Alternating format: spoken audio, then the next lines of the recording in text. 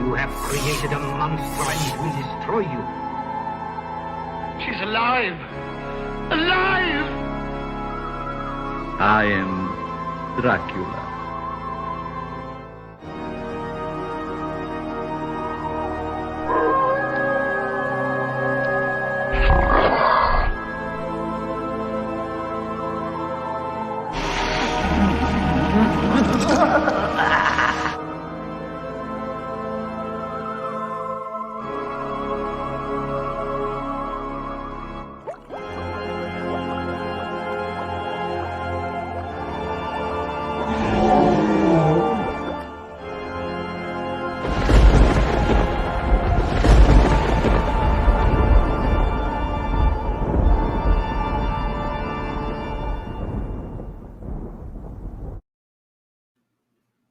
Welcome to another episode of Monster Manor. My name is Scott Fenster. I'm your host for the show. We had a busy week. Starting off with last Sunday, we were at Olo, which Boris is going to tell you a little more about that when he comes on. But it was a really cool show. Really, really good people run that. Steve and Trish from Orlando Collectors Deviants. But I always look forward to this show, no matter how busy the week has been. This show is a highlight for me because I get to talk to people that I respect, that I love their work. And tonight's guest is no different. We share a mutual love of all things Freddy Krueger, among other things. So I would like to bring on a good friend of mine, a good friend of the show, author Blake Best.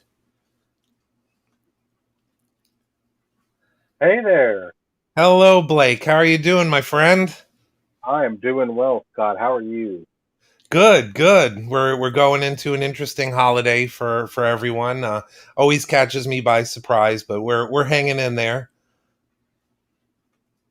Oh yeah, So it's definitely one of those holidays. It's like it creeps up on you. You know, no pun intended on that.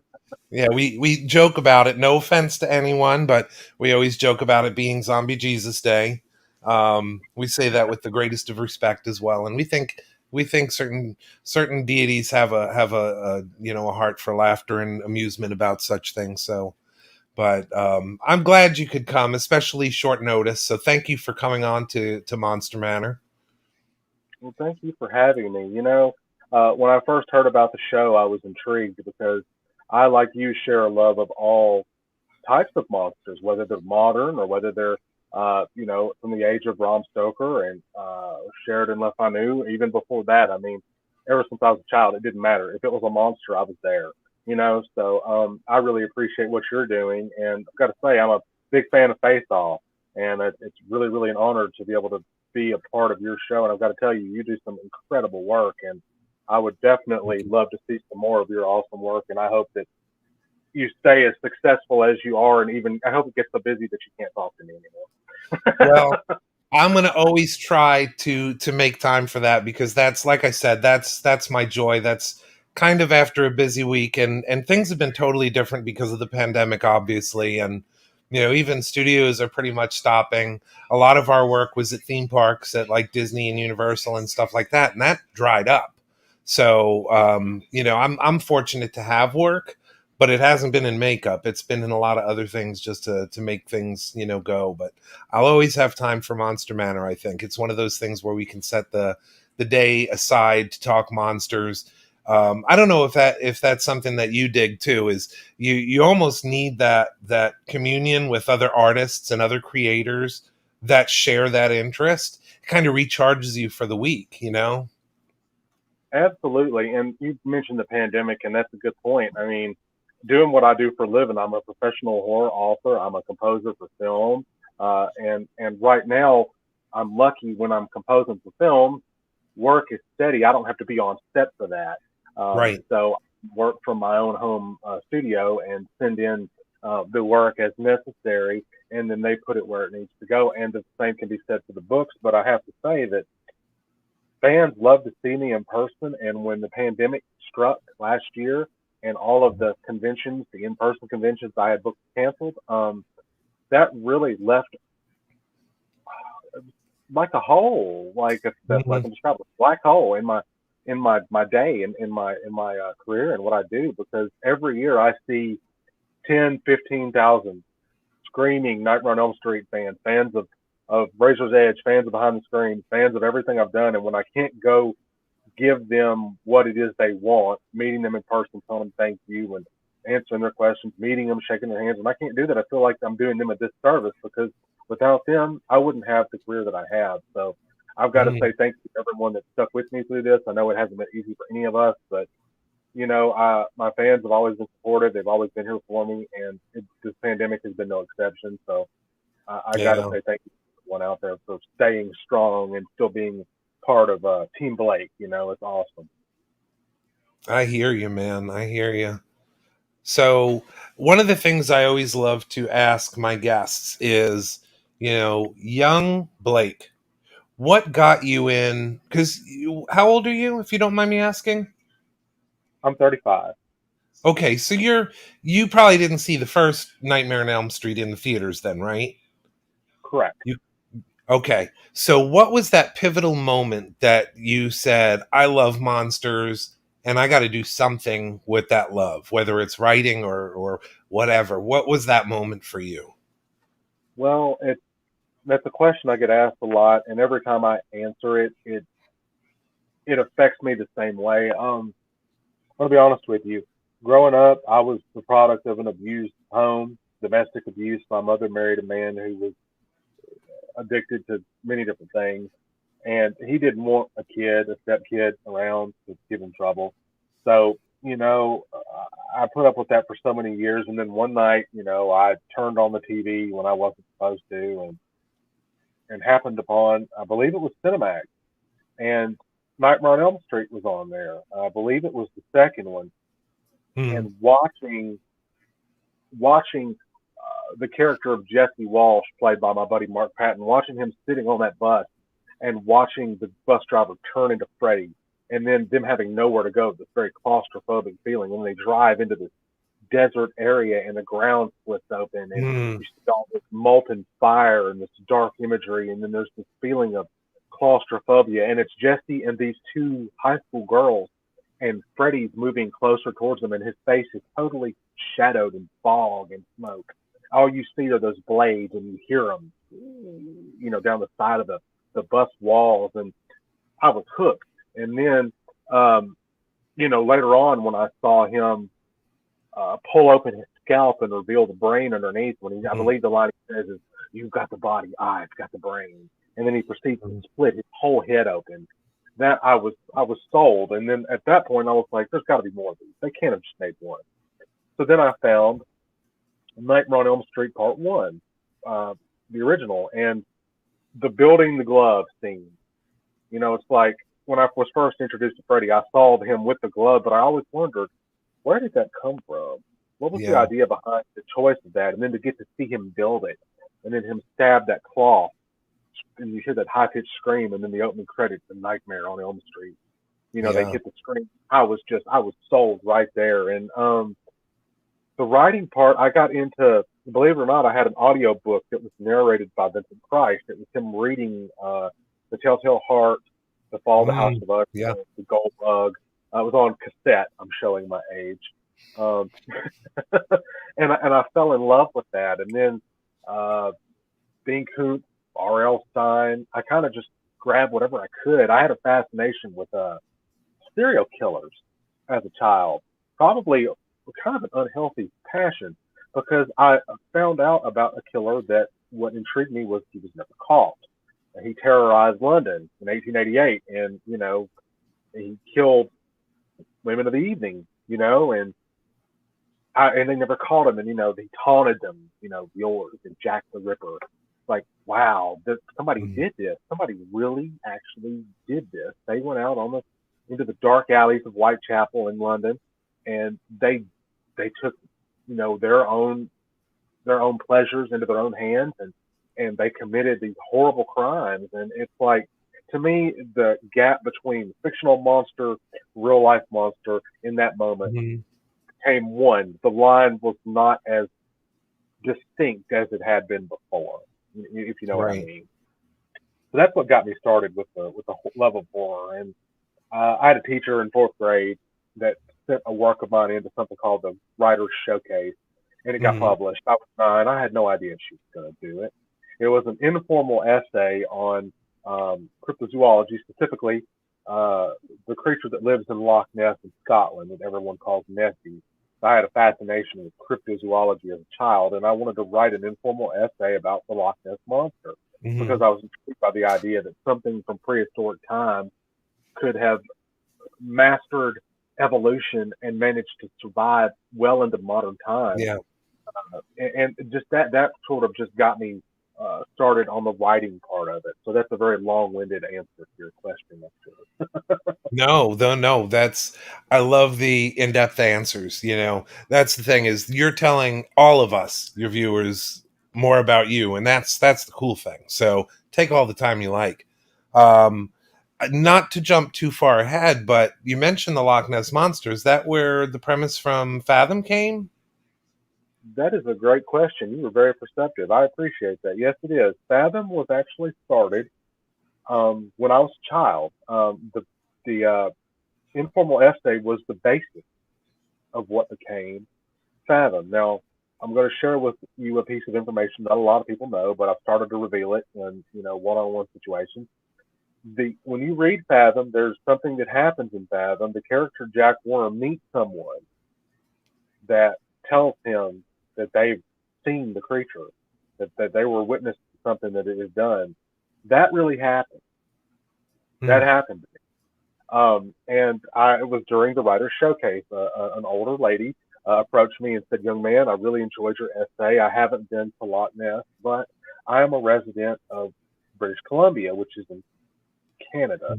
I said, "Yes, Hmm. ma'am." She said, "Are you aware of the monster that lives in Lake Okanagan?" I said, "Yes, ma'am. That one would be, it was named after the old dance. They call that creature Ogopogo."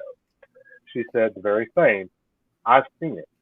And then I Hmm. dropped everything I was doing. I said, "You saw it?" She said, "I did. I was out with my family in a boat. We were having a family get together, and all of a sudden, the water started foaming. It started churning. There was a great disturbance, and I thought for sure that the boat that my family and I were on was going to be tipped over, and we were going to be flung in the water with whatever caused that commotion." And I have to tell you, I got out of there as fast as I could, but that incident stayed with me for the rest of my life.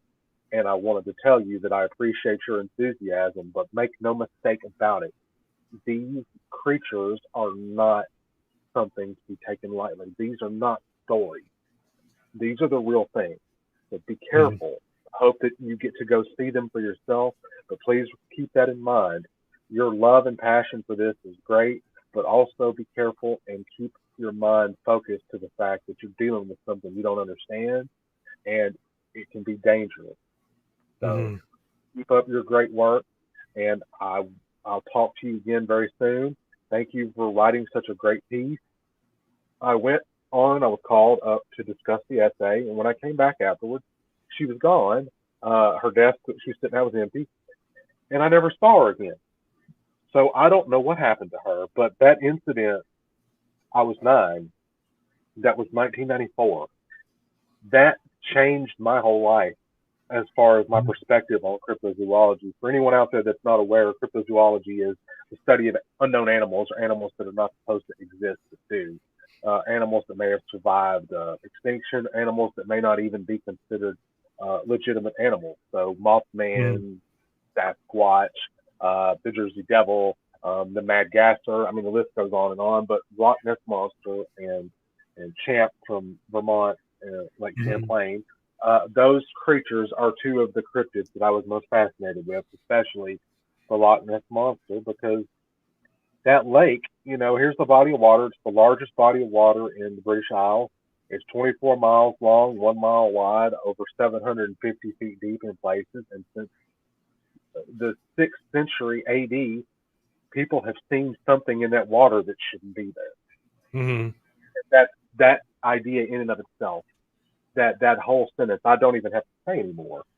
Something's living in Loch Ness and it shouldn't be. And it managed to evade capture. It's managed to evade 100% photographic proof. It's managed to evade 100% um, proof via video.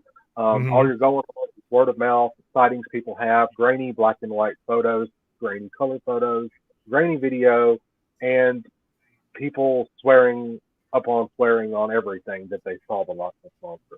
So Yeah. the fact that this creature has managed to elude capture. I mean, P.T. Barnum even put up what was equivalent to 20,000 pounds in that day for the Loch Ness Monster to be caught, and it never was. So the fact that something that no one is ever really 100% sure exists, the fact that it's managed to stay in the public consciousness for thousands of years is just mind-boggling, and I couldn't not want to do something with that.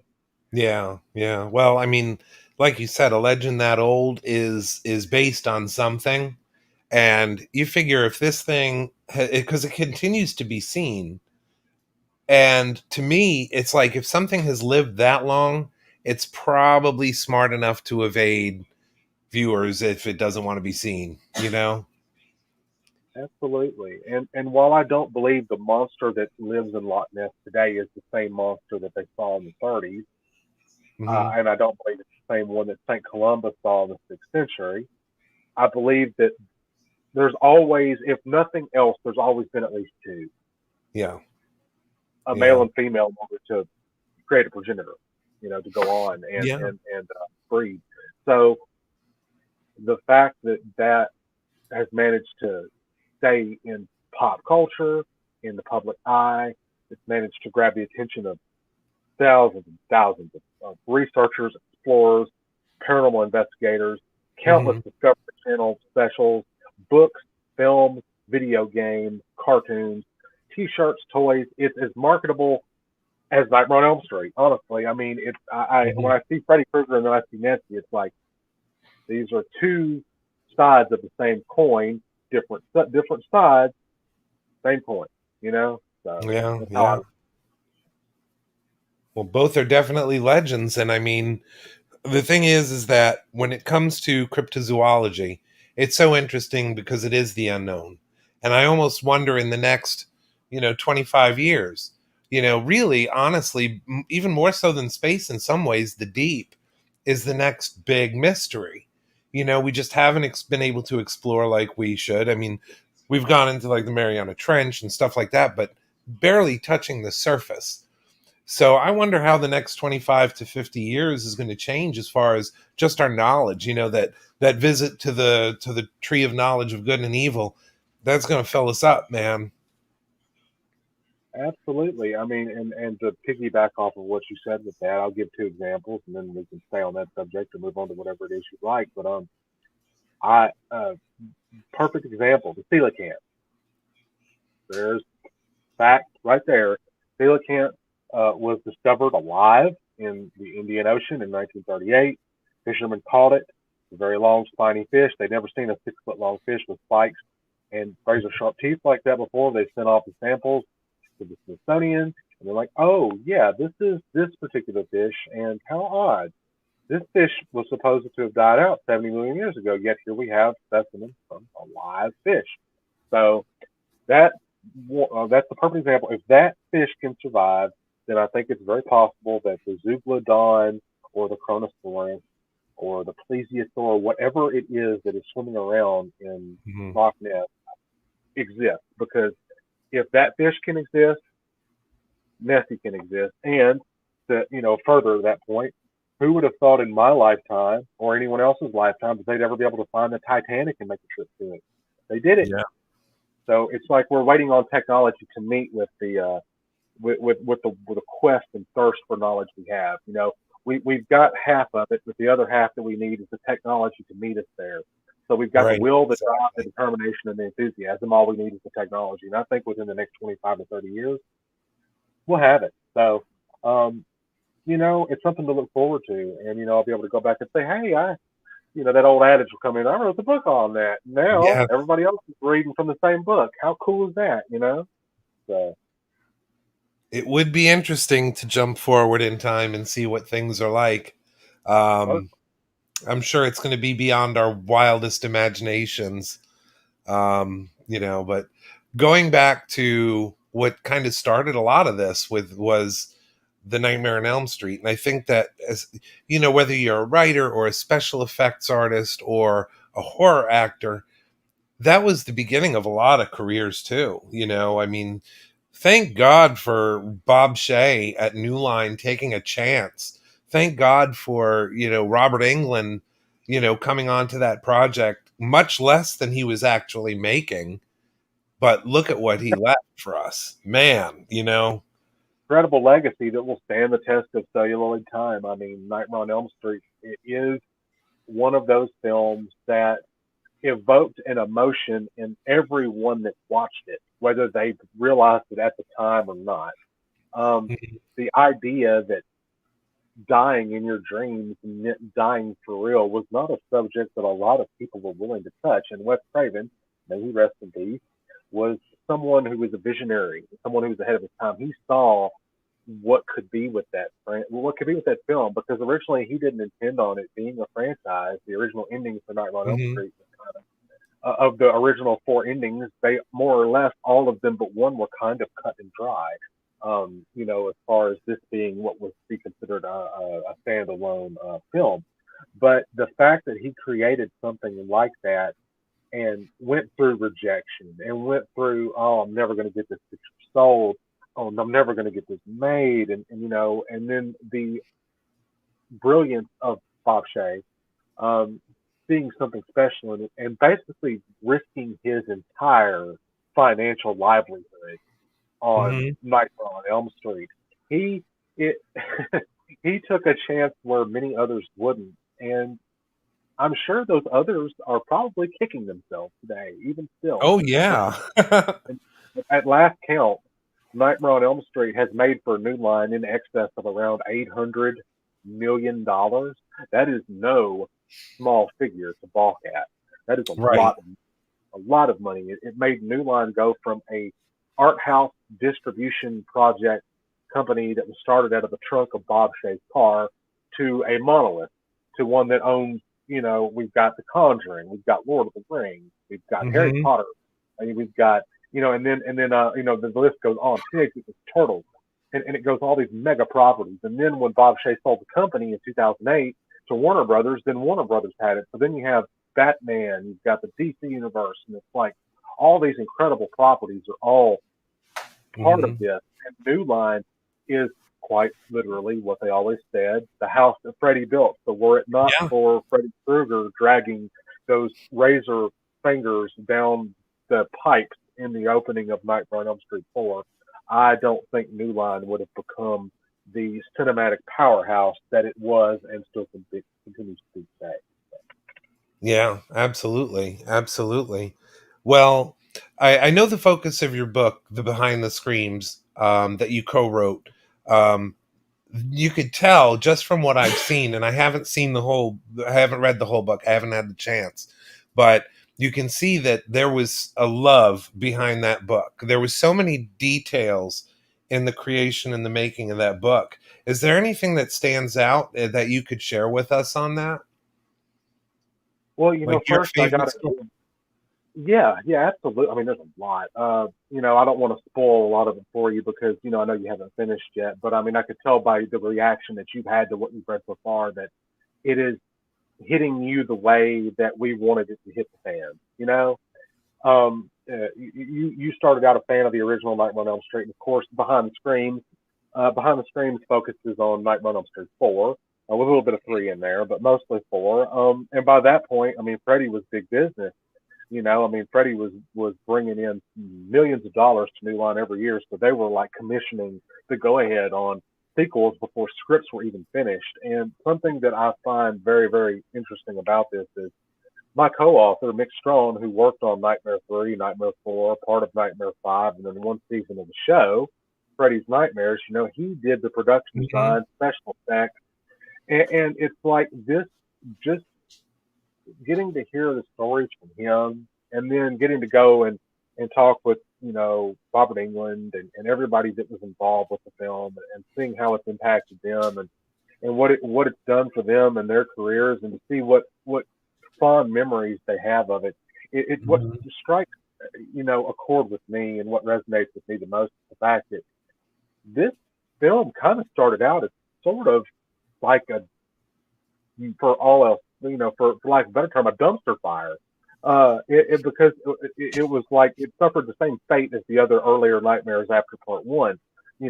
Sequels were commissioned, but you didn't have a director, or you didn't have a finished script, or you had an elaborate set of special effects sequences, and you didn't have a lot of dialogue. And something that stands out to me, especially on this one, is there was a writer's strike going on. The Writers Guild was on strike at the time the film was going That's into right. filming. The rule with that is if a writer's strike starts, your film is already in production before the strike, then you're okay. You're in the clear. You can everybody can get credit where credit is deserved.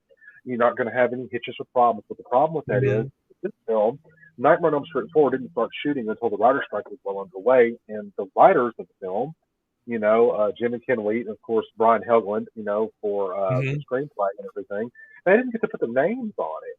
So it's like everybody was kind of working, under the radar here, and they still managed to overcome those obstacles, other obstacles and problems, and make a film that has, in my opinion, stood the test of time and has one of the all-time incredible final girls. I mean, Alice Johnson has fought Freddy 2 times and lived to tell the tale.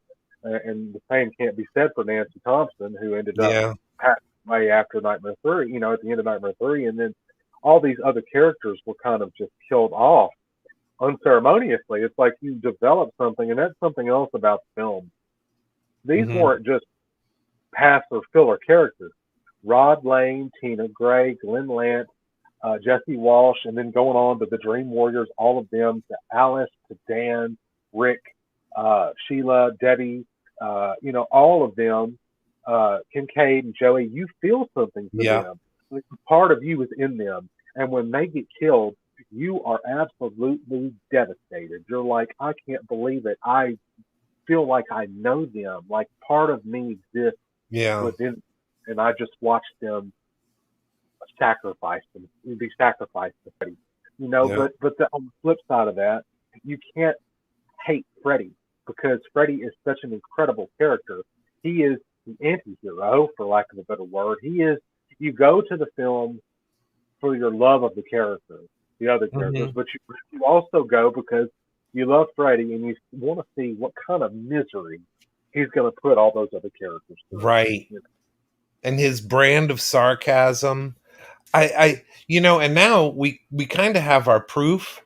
He is one of those characters that you love to hate him, but you love Freddy for what he is. Jackie Earle Haley, he's a phenomenal actor. I could not wrap my head around him as Freddy. It was just a totally different spirit. It was a different time. And especially since Robert Englund can come back and do a guest spot on the Goldbergs and do a better job, unfortunately, than Jackie Earle Haley did in the reboot. That's saying something about Robert Englund's chops. Oh, absolutely. And there's been that topic of the remake, and just even remakes in general, but especially that one. This is a discussion I have a lot. Lots of fans ask me, "Hey Blake, did you watch the remake?" Yeah, I did. Well, what did you think of it? I said I thought I thought that the effort was there. I thought the script was good, but I think where it fell short, and a lot of people agree, is the execution of it. And that says nothing that's nothing towards Jackie Earle Haley or any of the other incredible actors, actresses. I mean, I love Clancy Brown, Rooney Mara, Kyle Gallner, all of them. They're great actors and actresses, incredible artists. But, if you could have a great film and a script that's not as developed as it should be, and no matter how great your cast and crew are, the problems with that script, they're gonna shine through. Yeah. And it's just a point of contention for a lot of fans. So I tell them, hey, everybody's allowed to have their opinion. Don't bash someone else because they like it and you don't. Just say, hey, let's agree to disagree. It's a Nightmare on Elm Street film. It's got Freddy Krueger in it, and he's scary. He's creepy. He's in the shadows a lot again. That's something that film did that a lot of the original earlier ones, towards the fourth and fifth films, Freddy stepped out a bit more and became Hmm. more of presence physically, whereas in Nightmare 1 and 2, he was more in the shadows, which in my Right. opinion is very symbolic of the id, and it's like, oh, this is the darker recesses of your mind that you don't want to acknowledge to all the everyday people out here. Something you tell your therapist or your wife or your husband or your boyfriend, girlfriend, or your best friend. You'll tell them these things, but you won't go out and tell the whole world. So this character of Freddy, this seedy, rotten, disgusting, below the surface. On the surface, you have Freddy is one thing, but below the surface, you have this uncanny, horrifying, living, breathing nightmare that has managed to infect everyone that it's touched. And that's Hmm. probably a bad choice of words with the pandemic, out there. But I mean, that's just how I see Freddy as an infection, because everybody has to dream, everybody has to Yeah. sleep, and when you close off your eyes and you count your sheep and you go to that sleep, you are not in control more of what you're seeing. You're not in control of yourself. You're Yeah. that's your brain's time to go out and have recess, Yeah. for lack of a word. So the fact that Freddie can manipulate that and kind of come in the back doors and influence your dreams and your sleep, Hmm. perception of reality, what's real, what's not, that makes him far deadlier, in my opinion, than a physical killer with a knife that's coming after you, because everybody, you can run away, and I always say this, you can run from Jason, you can run from Michael Myers, you can run from all the Hmm. Chucky, all the others, Leatherface, so on and so forth, but you still have to sleep, even if you run 2 miles to the next town and you go into someone's house and sleep. Freddy's Hmm. gonna follow you from where you were 2 miles ago, right there to where you close your eyes. Yeah, You yeah. I mean, that's one thing. When I was growing up, I loved Jaws. That was one of my favorite movies as well. And it was easy to evade because just don't go in the water. But Freddy, you're right. You gotta sleep. That's universal. So yeah, I totally get that. Um, so I know when we were talking, and we're already what, at the 30-minute mark, or pretty darn close to it. I know when we were talking about the props and things like that and the eye candy. So do you mind doing a little bit of show and tell with your viewers, and then maybe we can get back to some of your favorite stories from the book? You're a man after my own heart. I just everybody loves a good prop. Everybody loves a good scare. Everybody loves to see what someone else has, and everybody loves to see uh, things that will trigger their memory of when they saw the film. That's something I've noticed as I take these props with me, and I do all these shows.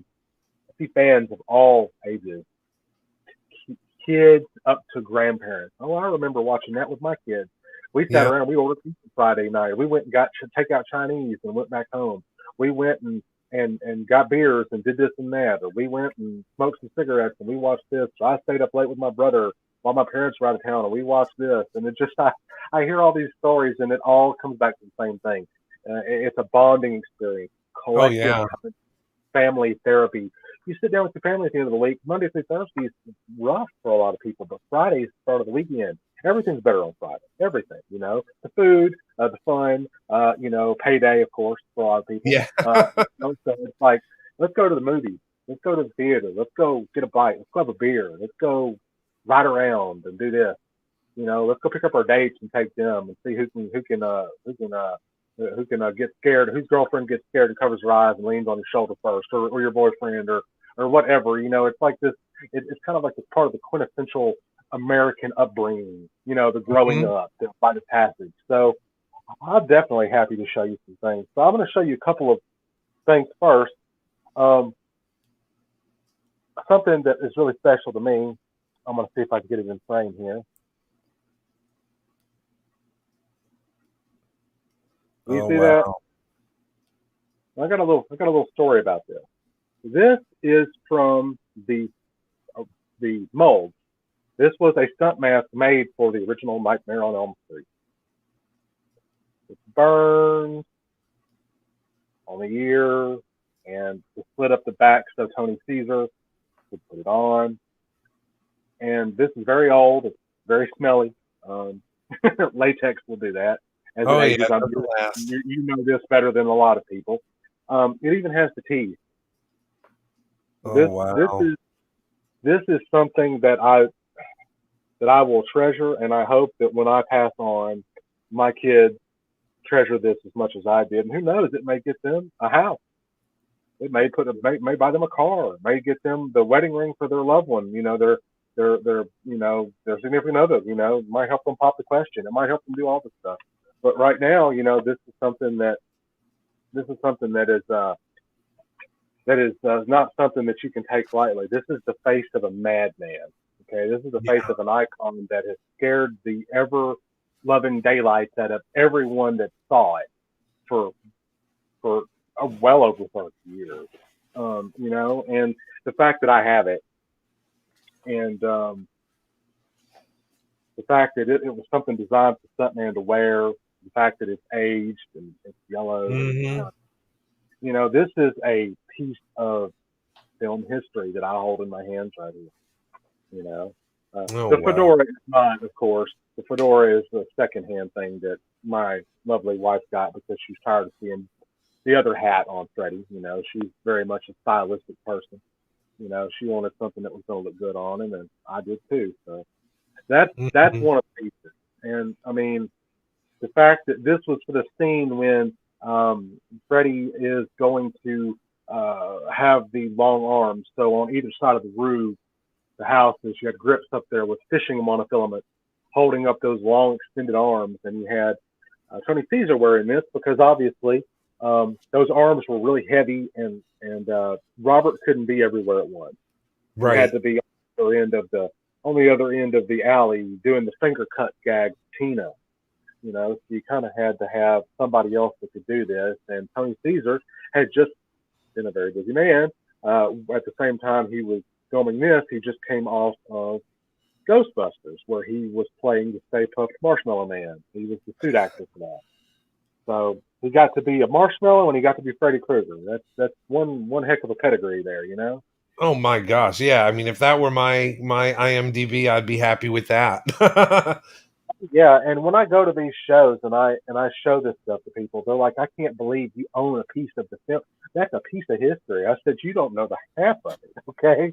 Imagine Yeah. being on my end, you know, and seeing it, you know, seeing what it's like on my end." You know. I got a couple other things. Now, this is more sort of centric to Nightmare on Elm Street Part 4. This is probably exactly what you think it is. This is a screen used shooting script. It came from Bill Forsh, who was one of the principal special effects artists on Right. Nightmare on Elm Street 4. This was his personal shooting script when he worked for Steve Johnson's X Effects. Steve and I talked about this a lot. And of course, I interviewed a large amount of the special effects artists for the book behind the screen. So I kind of got some really cool stuff here. Now, on this side, I don't know how well you can see it. That is actually the chain link from the set where Freddy says, "How sweet, fresh meat." Yeah.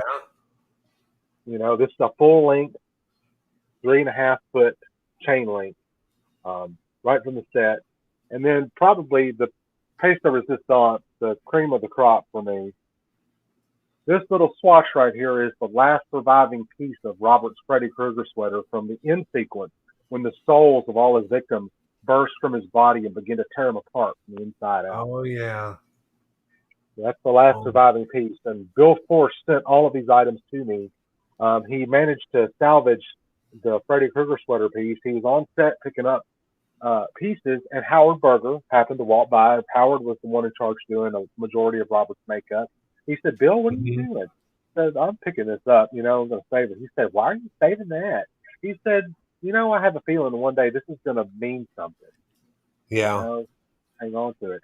And then I get a package in the mail from Bill Force, and I get his shooting script, Freddy's last surviving sweater piece, and a chain link, and storyboards, and all this incredible stuff.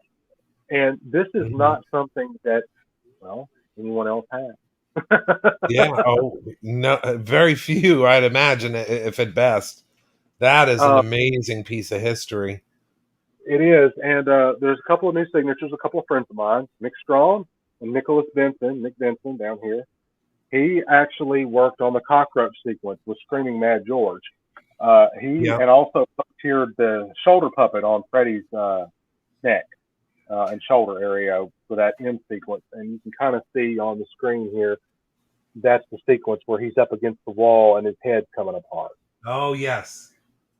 Yeah. And a lot of people ask, because you're going to have people, well, how do I know that's the real thing? Well, you have provenance. How you know? Yeah. This came from the desk of William Forsh, Bill Forsh, my good buddy. Sweater piece, the chain link prop, the script, and then of course I've got some really incredible storyboards back here too. These are from May 3rd of '88. Storyboards for a large portion of the sequences, and you know that's just a portion of what I have. I also have where Bill saw the film with the cast. You know, usually when you make a film, you go and you see it with your crew. You know, it's a cast screen. You rent out a theater and you go see it. And he sat in there with Minnie Harlan and Rachel Talalay, Bob Shea, everybody else was in there on Wilshire Boulevard in Beverly Hills. I have the original one sheet, 24 by 36 inch poster from the inside of the lobby where he watched the film with the rest of the cast. He grabbed it, brought it home with him, and then 2 years ago, sent it to me. It's framed back here, signed by him. I'll have to show that to you in a bit, but it's big. It's huge. Like I said, 20 inches by 36. Yeah. And that came right from the lobby. He grabbed it on the way out and said, you know, hey, I want to grab this and take it with me, you know, and I want a part of it. I want to have this. And then he sent that to me. I have an original one-sheet poster from where he saw it the night that it was opening, the night that it was released in August. He went to Wilshire Boulevard in the theater that was there with the rest of the cast and crew, watched the film, grabbed the poster, and then 30 years later, he sent it to me. So, you know, it's incredible. And, you know, we were talking earlier about Freddy Krueger and about the character. Well, you know, that disgusting face, red and green sweater, that's all fine and good, but what everybody wants to talk about is the gloves. Oh, yeah. You know, they love their weapons, whether it's Jason's machete or hockey mask or Leatherface's chainsaw. We got to have our weapons. So what I have that I'm going to show you is a glove that was worn by Robert Englund and signed by him and the rest of the cast from Nightmare 4, Freddy's Dead, and a couple of others, Mick Strawn in here. So let me show you the blades so you can see how sharp these are. Oh, wow. And it's signed, move that over here, by everyone. Oh, yeah. Quite heavy. Ugly glove. I tell you, man. And for me, it was like, I loved Nightmare 1's glove, you know, and only one company that ever produced the mask got it right. NECA. They did the broken blade. They made it look like a broken blade from the first. Yeah. This is a glove built for me. It's a replica of a Part 1. It's even got the P210 case knife tomato blades that are flipped over and double beveled. Yeah. Finished. And Robert signed it. He said, "Give me this." He walked up to me. I said, he said, "How are you, Blake?" I said, "I'm doing well." He said, "What do you got there?" I said, "I got a glove." He said, "Let me see it." Okay, there you go. So he puts it on, waves it around like a maniac. Then he puts it up to my throat and drags the blade right across. The sharpened blade. And I'm thinking, if he sneezes or I cough, somebody's going to the morgue. Okay. And I was sweating bullets. And then he signed it, and I took it to the rest of the cast. My wife actually bought me a photo op for my birthday with Robert so I could get a photo with him. Mick happened to be there. I was busy I showed up as just a con goer, not a guest at this one. I was recognized in the lobby, and they proceeded to mob me until I signed things. So I stood outside of the room where Robert was, waiting for my photo in this line that was, these people have been in line since 8 o'clock that morning, and here we were, it was 10 o'clock, you know, and they're still in line. And I'm out here signing stuff, and then I go in for the picture, and Robert smiles at me. He said, Blake, look at you with your books and everything. It's about time you get some credit here. Get in here. I was like, okay, well, because when Robert Englund tells you to do something, you get up and you go right then to do what he says. Yes. Okay. It doesn't matter that I'm 6'4" and he's 5'9". It makes no. You do what he says. So I said, okay. So I go in there. My wife is with me. And then Mick shows up in there with us. You know, Mick rode up there with us to the event. We picked him up and took him up there. And he said, I want to be in this picture. And the guy running the booth said, no, we've got enough people. Robert looked at him. He lowered his glasses. He looked at him. He said, that's Mick. Mick worked on these with me. If Mick wants in the picture, Mick can get in the picture, which was an indication. Again, when Robert says it's okay, you relent. You know? Oh, yeah. We go in there and take the picture. And I got it with me, a copy of it here. That's my lovely wife, Lisa. There's my buddy Robert. And then there's me. And then there's Mick without a beard, you know, because he's rocking the awesome beard now, but this was pre-beard, you know. And what's funny to me is I noticed the background, they used the boiler room from the Nightmare on Elm Street remake with the font from the Elm Street remake. So I'm like, that's wrong Nightmare. What are you doing? Wrong. You know? Yeah. You can even kind of see Jackie's arm back there behind Robert's head, like kind of just like hanging out there. I'm like, okay, whatever. So this is where I did the signing and stuff. And Robert said, I said, hey, you want to go out to lunch? He said, Blake, I'd love to, but I've got a table full of fans. They've been here since early this morning. I'm not going to leave them. I want to go take care of them, make sure that they get a chance to talk and you know, get their things signed. That's something else about Robert. I've known him since 1996, and even then, he was the sweetest, most genuine, loving, and appreciative person I've ever met. And he would not like him. So I said, we'll rain check it. He says, matter of fact, let's go have a drink too. It's like, so I get to go have a burger with Freddy and a drink with Freddy. Okay. This sounds like a red letter day for anybody. He said, good work on the book. I look forward to reading them, you know, the next one. Take care. I'll see you later. Stop by and say bye before you leave. Don't be a stranger. And next time I'm in town, we'll get together. I was like, okay. And my wife is outside of the panel where the room is, and I go in. And as I'm getting ready to go in, she comes up to me. These two security guards grab her, drag her off. So you got Miko Hughes, Lisa Wilcox, Ricky Dean Logan, Danny Hassel, Tuesday night, Robert Englund, Mick Strawn, myself, all telling him, drop her. She's with us. Robert Englund said, that's Blake's wife. This is Blake. You can put her down, please. They're two guys. They look like they could play football for like the Chicago Bears. They were just built. And I'm not trying to fight anybody. So I was like, that's my wife. And then they apologized profusely to me. I said, what are you apologizing to me for? You didn't grab me. You grabbed her. Say sorry to her. Yeah. We're sorry, Mrs. Best. We're so sorry. She laughed it off. I went into the panel. I came out. She's sitting there studying for an exam. She's in college at the time, you know, going back to school to get her degree. And she's sitting there with somebody talking about her work. And I go over to them, and he gets up and goes in. I said, Lisa, what do you do? Do you know who you were talking to? She said, I didn't look up. I just started talking to him. She asked what I was studying. I said, you don't know who that was? She said, look at him. I said, you were just having a discussion with Edward James Olmos. He's next in the room. He's talking about art and history with him. I said, honey, he won he was in Selena. He won, like, he's an Oscar-winning actor here. She said, Blade Runner. I was busy studying. I didn't even look up. He just seemed nice and wanted to talk while I was studying. I said, wow. I put my hand over my mouth. Like, okay, this has been a day for the books right here, because I was up there fanboying myself at him. Here I am, a well-known writer, going to all these cons, getting 4 or 5 hour lines at my table, and I'm over here like a school kid. Oh, Mr. Olmos, I'm trying to go in there and see his panel, and I'm like, I can't believe my wife just had a conversation with Adama.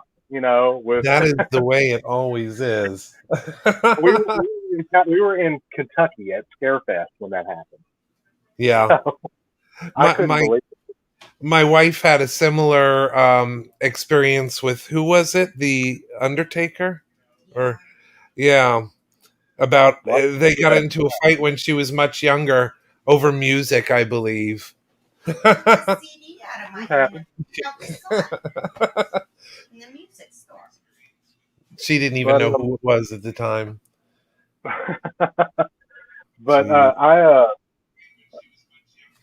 Gee. it's really amazing. Like I said, what I get to do and who I get to know and all this stuff. And it's like, so when I go to these shows, I bring these props with me because what better way to start a conversation? You know, a lot of people are kind of Yeah. shy and they don't. You know, I had a fan come up to me the year before last. He drove 120 miles. I said, wow, what? He said, the only thing I'd like is, can I come behind the table and take a picture with you behind the table in front of all the stuff? I said, of course. Get back here. Yes. And he was so nervous. And I was like, hey, man, you know, I'm just like you. He said, no, man, you're not. I said, yes, I am. You know what I was doing when I was your age? I was sitting here watching these movies. If you would have told me then that I would be here now doing what I do, I would have said you're a lunatic. There's no way. Mm-hmm. There's no way. I'm not going to be writing books on Freddy Krueger. I'm not going to be Elm Street's last brat. I'm not going to be this, that, and the other. I'm not going to be dubbed a Freddy Krueger expert. I said, this is all. There's just no way. I mean, it's nice of you to say, but no, it's not going to be that way. He said, well, do you have any advice for? You know, I'm a writer type, and I want to do this kind of stuff. I told him, I said, never relent. Do what you do. Do it your way. Don't bow to the pressures of what somebody else tells you to do. If it feels like it's wrong for your characters and you, then it is. Don't do it.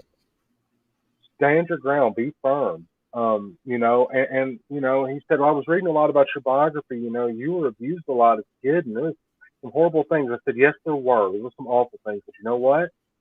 As bad as those things were, the piece of advice I can give you outside of what I've just given you is, don't let your past define your future.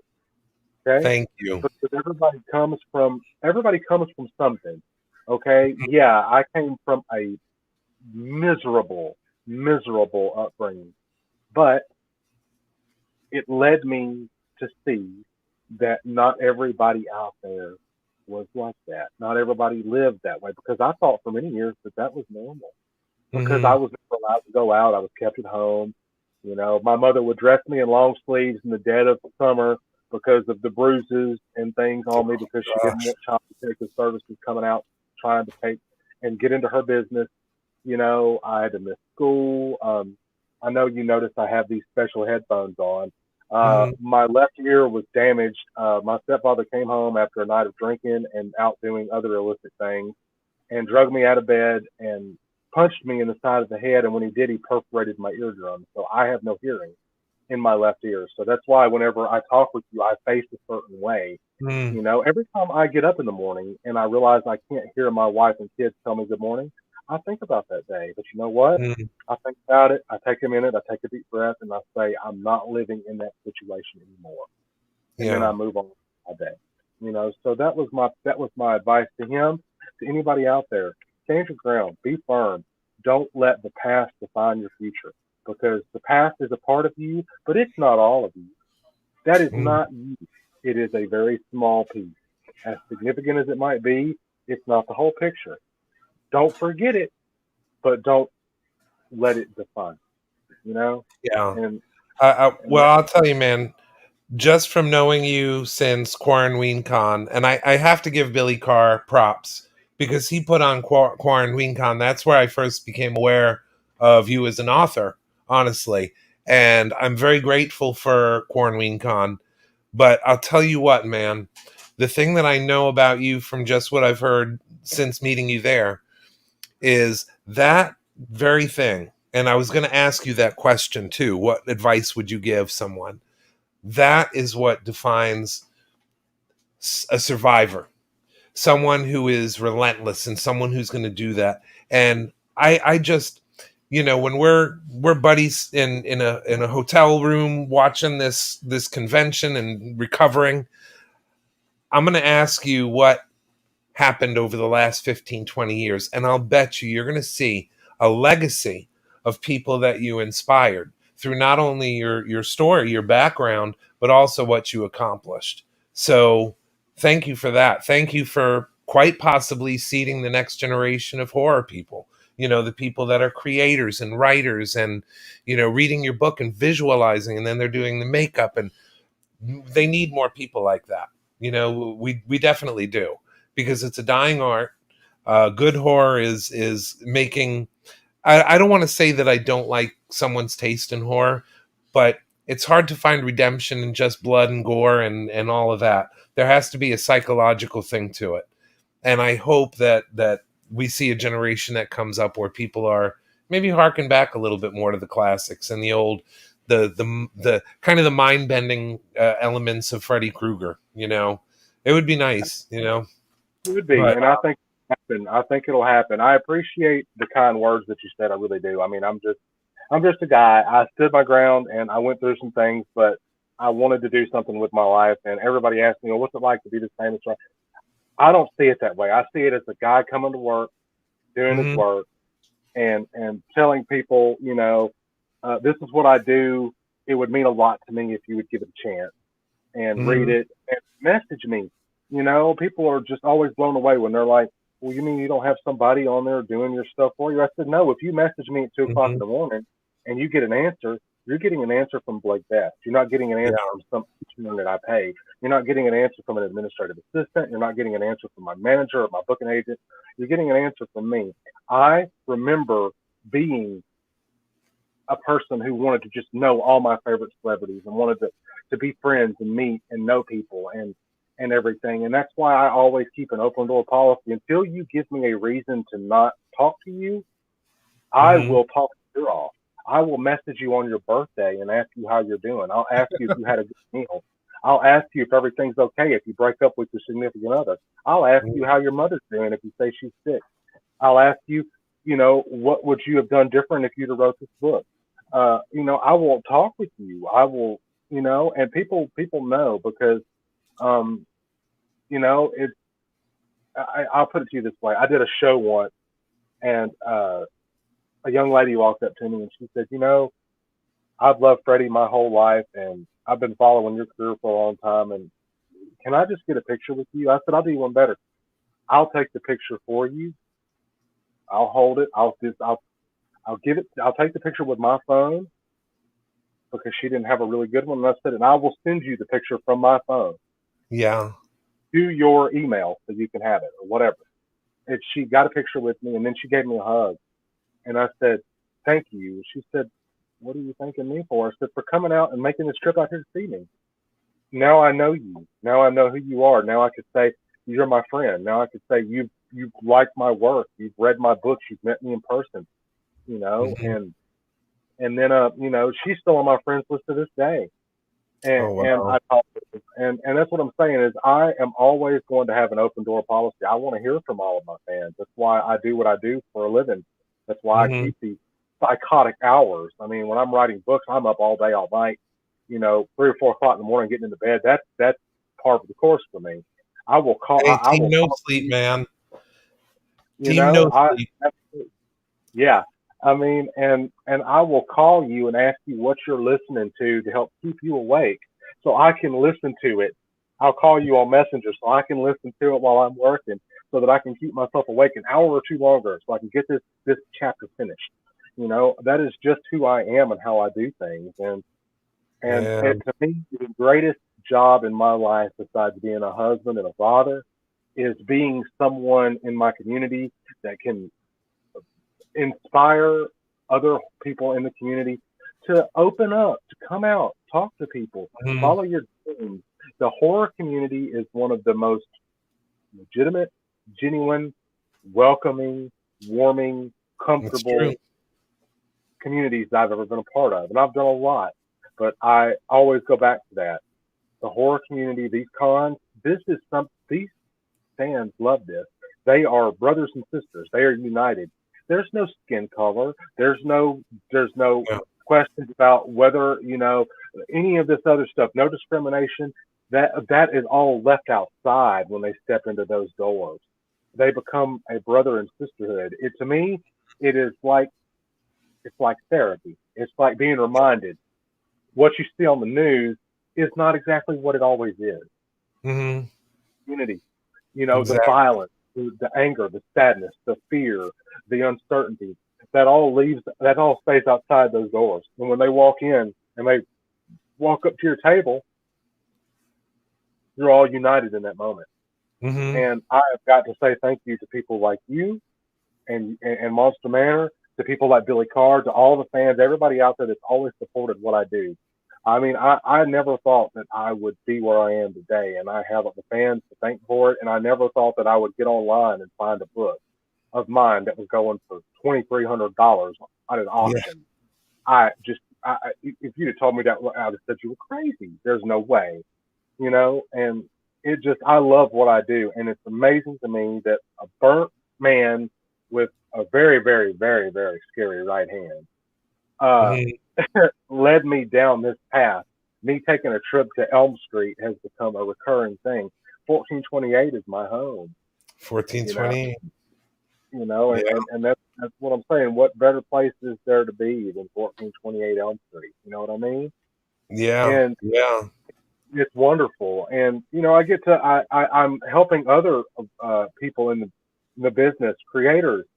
I started endorsing a glove builder, Josh Clark from Flaming Creations. He builds my gloves now that I take to my shows, and he is one Mm. of the best. He built a Part 4 glove, and I bought it from him.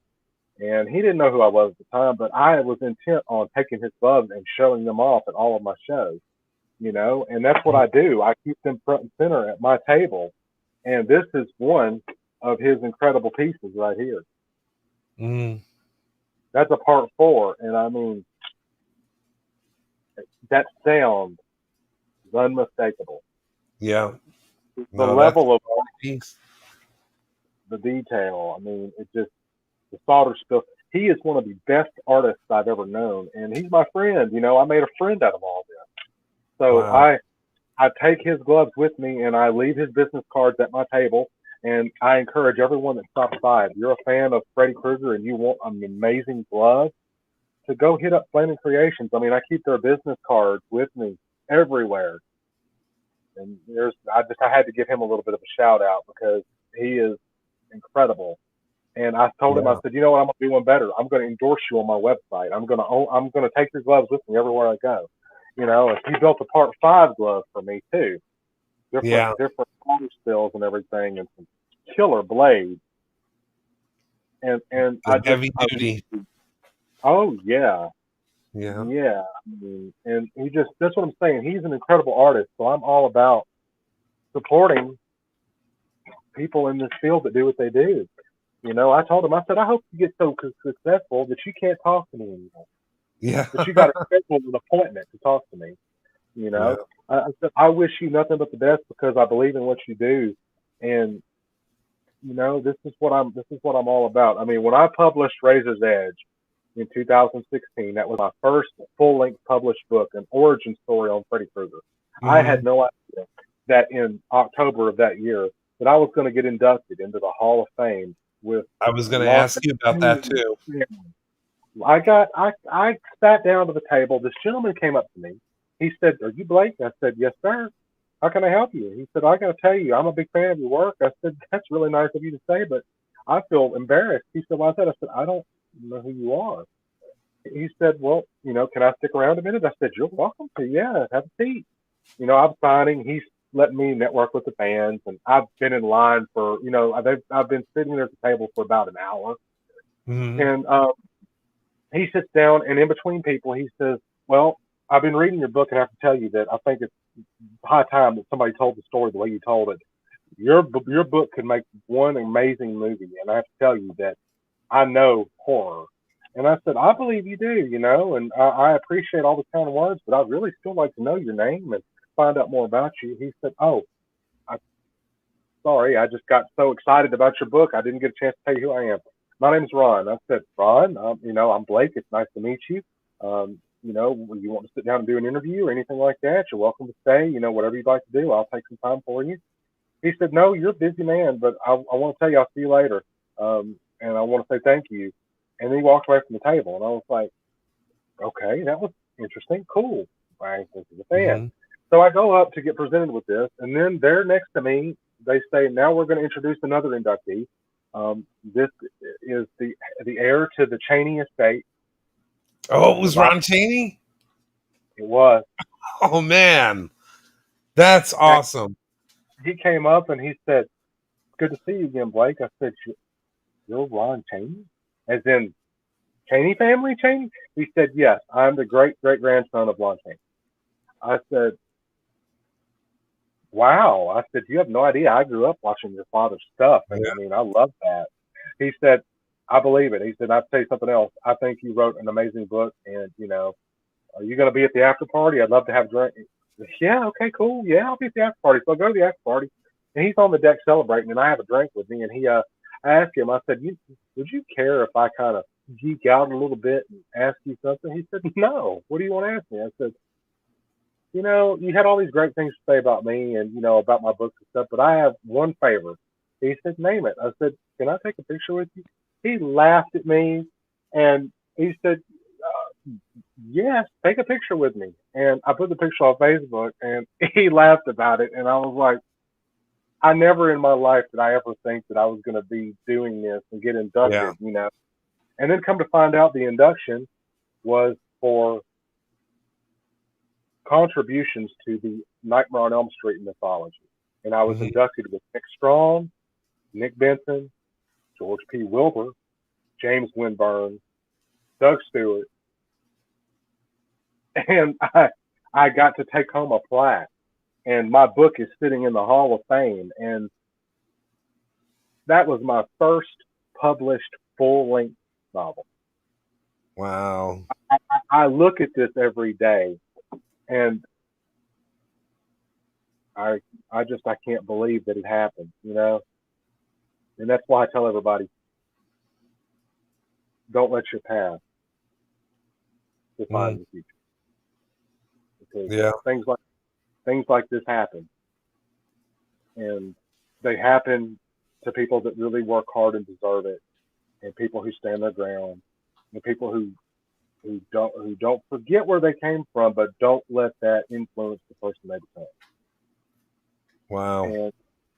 And you know, 2016, that was my debut year, you know, and then I can't find a copy of this book anywhere anymore. Yeah. For my own collection, you know, I mean, a while back I saw somebody had a copy that they were putting up on auction on eBay and it was going for $60. I thought about it, but then I thought shipping sometimes from overseas to the United States, it may never even make it to me. So I passed it by, but you know, I'll always have this. I may not have a copy of Razor's Edge and The Within because I published them together in the same binding. I may not have a copy of the book, but I've got this, you know. Well, we'll all keep an eye out. We're charging our other monster kids watching Monster Manor now. We got to keep an eye out for this for Blake Best too. Well, I appreciate that very much. And I got to tell you, Scott, it's been amazing being a part of your show. I mean, I love what you do, and I have to tell you, some of the biggest things in my life were people that I met and became friends with that were special effects. Nick Benson, Bill Morse, Mick Strawn, Steve Johnson, you know, yourself. I love what you all do. Thank you for doing what you do for me. And thank you for doing what you do as well, because it all works together, man. You can't have makeup without a good story, and sometimes you can't tell a good story without makeup. So it's very much you know, it works together. But I know we're an hour show, and I really wish that we had more time to. Hey, Maker, I'm gonna go to Dairy Queen get some fries. Oh, that was Boris. Boris hungry. He's been outside. Finally picked the lock. Boris, Dairy Queen has some killer fries. He's gonna get fries. Keep talking. They've got killer fries when they're fresh. When they're fresh, they're amazing. And take a bite from me because I've already.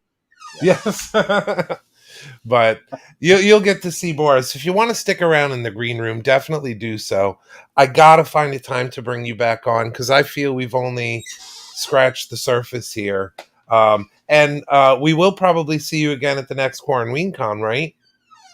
You will. I'm also going to be making some appearances at some other cons. I've got one coming up August 20th in Knoxville, Tennessee. I'm going to Yeah. be at CreepCon. This is my third year. I saw John Dugan yesterday and went and actually got some tape for him to tape up some stuff on his at his booth, some signs. Yeah. And I said, I'm coming back to CornWingCon. He said, are you going to be there again? I said, yeah. He said, well, let's make it a plan. I hope to see you there. I said, I'm Yeah. already booked. Yeah, I'm there. So Well, CornWingCon. do you have this on your website or on social media as well? All your contact information? I think we have that. Yeah, so definitely people want to, check out all of his social media. If you're not following it already, check out QuaranWeenCon because there are updates on that site. The gentleman that runs that really goes above and beyond. I can't say enough about him. So, again, Blake, it's been so nice to have you on and to chat with you. I wish we had more time, but what a great guy. Thank you very much for coming on and sharing some of your insight. That's very kind of you to say. Thank you for having me. And again, if you get a chance, come see me at CreepyCon in August at Knoxville, and then come check me out at CornWingCon. And anytime you want to have me on, Scott, I will set aside all the time in the world for you. You tell me when, and I'll be there, my friend. I will definitely keep you on that, man.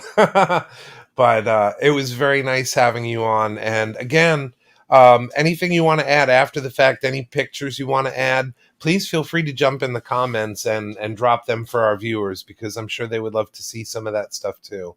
I know I would. So Well, absolutely. I've got a lot of it. But thank you again for featuring my books, Behind the Screams, the one I wrote with Mick Strawn, and also talking about Fathom and the Loch Ness Monster. And remember, everybody, 1428 is the place to be.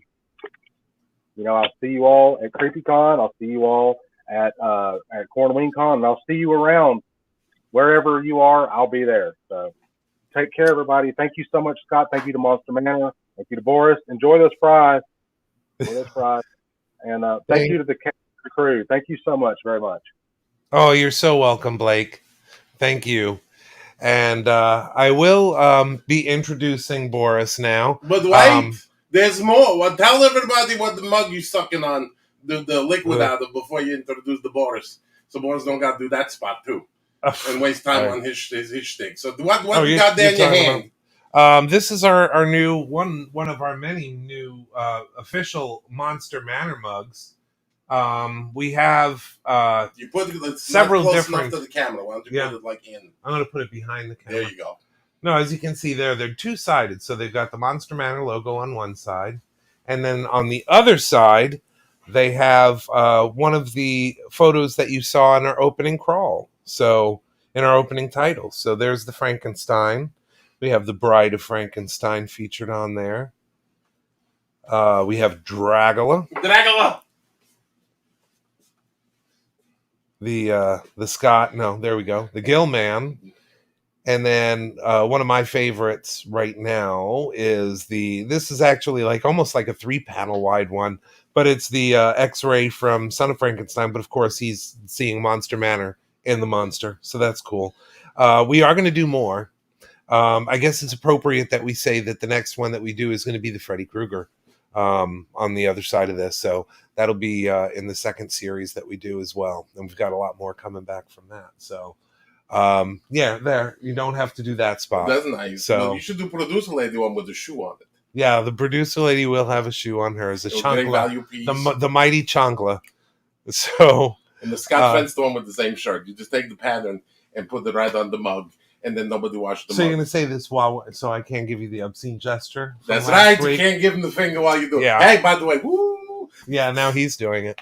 Hey, so how about this? Yeah, see, it's very nice. Now you get to taste your medicine. And also we talked about Olo. We were at Olo last Sunday. I wanted to say personally, before I turn it over to Boris, thank you to Steve and Trish and the people from OCD, Orlando Collectors Deviants, for hosting us out there. We had a great time. And with that, I will say good night. If Boris don't sit down, you got to do his spot. So Boris is going to go out in the front. No, you better not. So, again, thank you. Before I turn this over, thank you to our guest for tonight, Blake Best. I'm a fan. And again, we'll talk soon. But without further ado, our man, love him or leave him, Boris.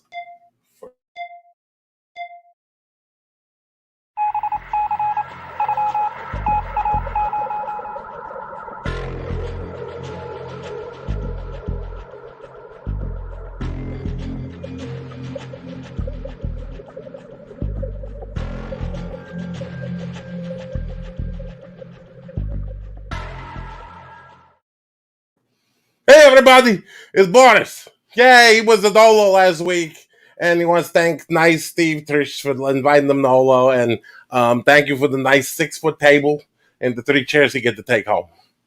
They're a little shoddy, but we put them up in the backyard for like the when the master have a like a barbecue or play like your Uno. That was nice. Boris was going to show something he bought, but Mr. Talkie Fenster there didn't ruin that part of the bit. So we're going to have to just do the stuff. Please. No. By all means. No, we're going to do your stupid friggin' Apple thingy because this is good. Boris was going to do something else, bring, ventriloquism act, but you want, here we come. You're going to yell. Go ahead. Disclaimer before anything else. Okay, look at the bottom. Because she's going to run it on the bottom. Where is it? It's on the bottom. Where is it? It's not on Boris' crotch, but look, you see it running on the screen. Pervert. Looky Lou. You're pointing. You want to look? That's what you get. Talking 2 hours. All right, Boris, we know what they're going to say. But this time, everything come out the crass, rotten. Boris, the friend, you got to explain before you meet them and then apologize after. So, you don't like it. Words hurt you, too bad. Go on the page that Boris got on Slasher or the Facebook, so write the Monster Man. The Boris going to say sorry, not sorry, and then go. But don't blame Fence to make it. Don't blame producer lady because she's going to hit Boris with the shoe again. And she did hit him with the shoe last week, and it hurt. And Boris got the bruise. And Boris don't bruise easy, but she got the new chunkle and the blap! Right in the arm, he got the vaccine, and then it hurt, and he almost died. But tonight, we're going to do something. In 1970, Vincent Price was probably running out of money. And he said, I'm going to create this thing where you take the apple and you put it in on like this device and you shrink it on like the bulb right here. You take apple, you carve it, and then you put on the bulb for 4 days. Because back in the 70s, the bulb cooked like a cake. Remember, like, the Easy Bake Oven when you put, like, the family gerbil in? Whoop, roast gerbil. So you got the thing with the cake, and then, you make the little mushy apple people. What are you, 10 years old? What the heck is this, like, yay. Because, you got, like, Shrinky-Dink. If Shrinky-Dink keep you occupied, darn sure the apple people going to keep you occupied. With that spider graph. Look like, a spider on LSD makes something on the paper. But anyway. Boris tried to buy one on eBay, but Fence to make a credit card not good. It maxed out, so we could only get the stuff off the internet, like the picture of Vincent Price holding the thing, looking like a creepy. He's like, hello. And then we got some other stuff, like the box, and, we had pictures, but this, we're not going to bore you. So Fence to make one. You got yours? Yeah. Fence to got he downloaded everything, and he perfect. He downloaded the pictures and the little instruction booklet and wanted to show everybody what he make. He make one look just like the package. We're going to take this and look, it's a little shrivel lady. Look like a little pod creature from the Dark Crystal. They have the Skeksis go suck the thing out of them. There? Back. What you waving? Use your words, producer lady. Bring it towards the camera. Thank you. Don't wave this and that way. She waving like. God. Oh, by the way, 3 things about the producer lady tonight because Boris going to. 1, producer lady can do a wheelie on the unicycle. 2, producer lady's chief export is pain. And 3, the producer lady can speak fluent Braille. Okay, so now we get back to this where we go close to the camera. We see Lincoln little face. Look like, Kardashian before plastic surgery. Disclaimer. But it's nice to get the hair. Look like a little Muppet lady. So this is a fence to make us. He put this in the oven for like 3 days. And he did the. So Boris make one. Boris, he didn't have the instructions. And, he didn't got time. It's so wet. It's wet. Well, he tried to put the microwave. This is Boris's. You see, got the Boris, is that my onion keeper? yes, it's one of them. The kid get a little hobo baby. Give this to him. He's saying he's some put this in, but this is a mushy apple. It feel like you squeeze an old man's knee, pretty much, and it burned because Boris put it on the barbecue grill and in the microwave, and it smelled like foot, probably like little hobo child from the fence to make. But see, this is what happens. Pretty much, this is how it turned out when you were a kid. See, fence to make it what the commercial looked like. This is probably what every kid in the household looked like when the making go realize they just wasted mom's apple in about 2 hours worth of time. So it wasn't bad, better than it wasn't great. I mean, the monster make it better with the muck. Because at least you take, you don't like they break it, but this, boy's gonna throw it on the floor, go bleh. Dr. Peggy's Penzu Boris talked to Dr. Peggy tonight, and she said she got Easter special tomorrow. Kids get in free, and she's gonna hide the Easter egg, alligator eggs in the mouth of all alligators. Kids pick their own alligator egg out the alligator mouth, and if they survive, they get to take it home and grow alligator. 2 for 1. Murray's House of Shovels. Thank you for sending him the Olo, Boris Olo. We can dig it. He had the trowel, Master 5000 there. That was nice. I believe we have some pictures of that too. Do we have the pictures? We have media. One of his fans. What the fan? Oh, yeah, Boris signed 2 autographs. You actually had a fan. Well, one was Trish Steve. They're not really fan. They're like, they're like, hey, Boris, why don't you show up? Boris say yes. Boris thinks fence to make a pay him. Yeah, the very proud Boris there. The proud Boris, the hot Boris too, and the Boris was bloated. But he signed the picture. It says it's upside down. But it said, that thank you for greatness, Boris. And he gave stickers for the car. So if you see 2 people look normal with stickers on the car, that's the friends of Boris. There's a Pui of the week. His fence to make for the night. Pui, just for being him. And, for a 2-hour show where Boris stand outside, got to pee, he can't pee. And hungry. And he just yabble on as Boris tried to text, hey, when they come on. And then Boris go to get Uber Eats. And then they end the thing. So, Pui. Well, as a reverse Coloring contest. Oh yeah, the coloring contest. We're gonna get to that. We got to do the Pui first. Now you're on the producer late now on the Pui of the week. Forgetting all apathy. She gonna beat you. Fine. Put up the stupid thing with the says the technical difficulties and what else we got with the piece. You're beginning to like getting beaten, I think.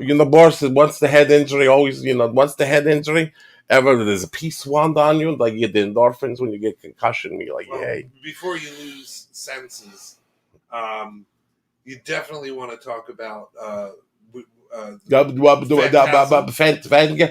the new guests that they have listed on the site. They can check out the new guests that are there. Well, you gonna let Boris do that, Your Highness, Miss? If you'd like. Okay, the Boris got to do this too, because somebody lazy only want to talk to the guests, and then Boris get heaped on at the end. PhantasmOrlando.net. You go see the website. There's new guests, maybe. Boris, haven't checked out the website yet. He kind of looking at the Smurf Fight Club this week. That's the new, website, Smurf Fight Club, but he can't tell you about it because first rule of Smurf Fight Club is you don't really talk about it, but he's not really talking about it because nobody paid attention anyway. It's an hour and 20 minutes into this. Everybody already signed off. Go watch something else anyway. Okay, so we got the color contest. Remember, you forgot, and she didn't win. She placed like 3rd. That was nice. We're going to show them. Tammy Yammy's placed 3rd because, it was a nice picture, but she over 25. She's 26. So, like, adult was nice. She win first prize in the adult. So, she don't get no Pui this week. Maybe we give her the apple thing. Tammy Yammy, you win the mushy apple from Boris for your thing on You Do Good. You're making the Boris look nice. You got the show? You got the shot? You put it up? Okay. And then the 2nd place, that's look like the Joker. You're not sure if it's Cesar Romero. Hopefully Cesar Romero, but if it's not, we'll take the Heath Ledger. but not the Pui. What's his nuts from Harley Quinn? That one, that new one, that Pui. Anyway, it was what you took the name down. The Hitachi, Zatari, whatever your name is, kid, you did good. Carl Stout had the best as a kid, and that kid do really good for Boris. Boris gonna try to write makeup. Professor make don't want to say make him wash out the camera. 10. I think he was 10 as well. No, Zoe win that one. Zoe win the whole thing. No honorable mention. Zoe win the whole shebangles. That's it, right there. We make Boris look like a president candidate right there. And Boris like that one. So he gonna like ask Fence to maybe make the makeup nice. But Zoe, you win something. Maybe he give you a sticker. He'll steal something from Fence to make a house to give you. Kaylee? Where Kaylee at? What's the Kaylee picture? There's the gray one. You know what? Everybody win with the Kaylee too. That's the nice one. Kaylee win the nice sticker too, or Boris signed the photograph saying thank you. But that was a nice one too. This is nice. Thank everybody. Make the pictures. Color Boris. Nobody went Pui, which is good. Now wait, what are you hiding over there for? He got a smug look on his face, like he maybe will wrap up or something. No. I would never think to do that. No, never think to do that. But it's time to wrap up.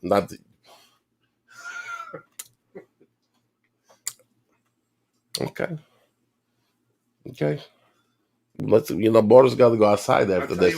How about driving with three wheels on the car? I'll buy fries. No, Boris already has the Uber, not the Uber Eats or the what's that other one? The Dine and Dash or whatever that thing is. Instacart something. There's somebody. Dine Crash. Yeah. Driving Heave. Either one. There's some guy named Heimlich gonna come drop fries off from the Dairy Queen. Hopefully they're curly fries. Because Boris like curly fries. They're like little curlies, and they pretend you the worms. But we were talking about Phantasm, Orlando.net. Go there. Boris did a couple spots for the hotel. Rosa and Shingle Creek, you got to stay there. You have to, pretty much. It's required. If you want to be a cool kid, you stay at Rosa and Shingle Creek. And we're gonna have Andrew. What's his name? The man who run. You're gonna throw the whole thing. The Phantasm. You're gonna come on the show. What? Anthony Greco. Anthony Greco. You let him flounder with Andrew. Anthony Greco gonna come on in a couple weeks and say, "Hey, come a Phantasm." And we also have Phantasmagoria. They're going to be a guest on our show, and then they're also going to be at Phantasm as they're doing, because they added a burlesque show on Phantasm, and they added Phantasmagoria, so they're going to be on the show at Phantasm. So we got the Phantasmagoria. What they do? Oh my gosh, you don't know? Boris, he's got this. What is Smart Fight Club right now? You're not watching. Okay, that's going to be your homework after the show. Stick around. Boris still got homework from second show. Well, there was John Agar stuff you got to watch. Oh, by the way, John Agar Jr. If you're watching New Academic God, he watched Shwar Yellow Ribbon this week, and Boris watched For the Patchy, and your dad's still awesome. Yeah, but I will show you. If Phantasmagoria can do as good as John Agar Jr. in For the Patchy with John Wayne, he liked them. They are like our version of Cirque du Soleil. Multi-acts, music. Well, like that foreign stuff, like the Mamishans? No, they don't speak nothing, and they do like the acrobatics and stuff? I'll show you. And for the fans out there, if they go to their Facebook page, go to Phantasmagoria Facebook, they'll get to see what they're all about. You go to see Boris don't know. They're our kind of performance artists. Well, our kind, like what? Like our kind, or like we like them? No, we like them. Okay, we like them. Apparently, they're good. They're good. And they'll be on. Fans to make it like you, so Boris got to like you. It's kind of the contract. And John Agar III loves Boris. It's a love. Okay, we can end the show now. That's it. Boris is going to go walk in front of a bus. Because John Agar love Boris. See? Boris is going to work for John Agar. No, you cannot get any better. Unless, that John Agar call up Daniel Roebuck and they both love Boris, then Boris is going to pretty much head caddy in front of everybody just so you don't have to live anymore because that's love. Because producer lady throw a shoe and then with the magic of John Agar love for Boris going to stop the shoe. Because his of dad will course. come down from Iwo Jima and push the shoe away. Yeah, yeah. And the man fought the tarantula. You got to respect the guy whose dad fought the huge tarantula. That's true. And Indians in the same year. Well, tell him who we got coming up next on the show. That was Andrew Greco. Andrew Greco. Didn't we just cover that? Yeah, Okay, 2 so weeks, 2 in 2 weeks, Andrew Greco come on, because next week we got nobody. It's a blank week, yep. So Boris is going to go with the master. We're going to go to the pickleball tournament, and then we're going to go to Jiggle Hut. Because the master want to go to Jiggle Hut since he got this COVID. Okay, now you're going to get the wrap up. Ain't no wrap up. You been to Jiggle Hut too. No, we're not. Yeah, oh yeah, he was so fancy to make it the Jiggle Hut. He had.